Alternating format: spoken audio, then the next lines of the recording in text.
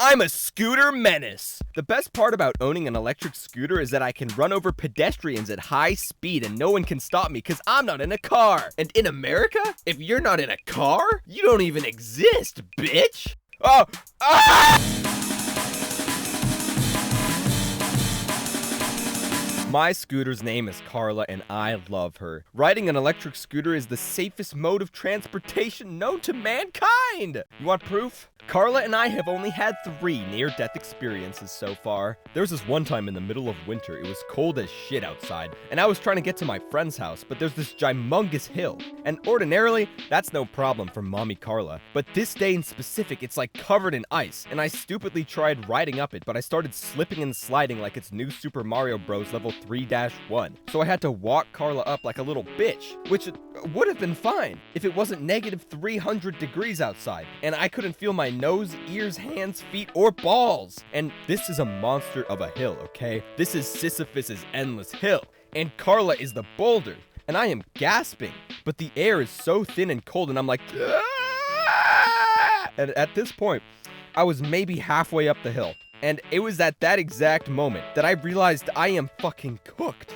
I'm about to be Jack Londoned up in this bitch. But thanks to my Wim Hof breathing, I barely made it up with my faculties intact. And then there was this other time, months later, I was returning home from the same friend's house, and there was fucking tornado warnings and shit. I could see this ominous, pitch black fucking cumulonimbus approaching me at rapid speed. And I was like, yo, maybe I can make it back before it hits me.